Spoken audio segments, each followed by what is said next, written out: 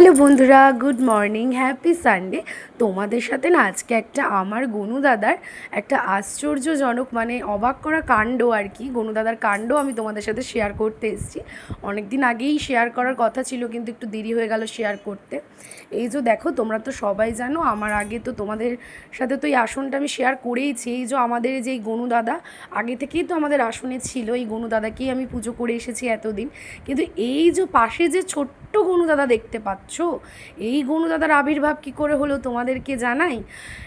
অবাক করা কাণ্ড হচ্ছে, আমি যখন গনু দাদাকে অভিষেক করাচ্ছিলাম তখন মানে যেদিন গণেশ পুজোর দিন আমি আমার এই গনু দাদাকে অভিষেক করাচ্ছিলাম, তখন কি হয়েছে, আমাদের বাড়িতে না একটা শোপিস আছে, ওই শোপিসের মধ্যে এই ছোট্ট গনু দাদাটা অ্যাটাচ ছিল।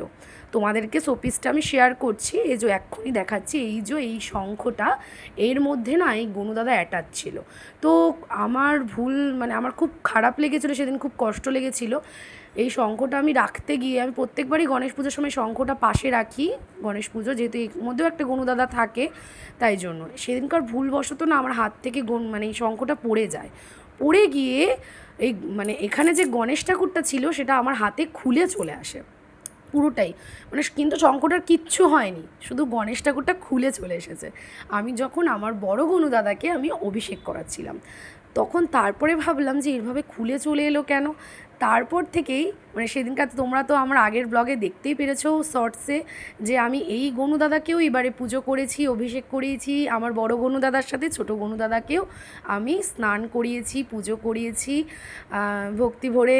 আর তারপরে দেখো আমার মা এই গনু দাদাকে আসনে রেখেছে, কি সুন্দর বিষয় না।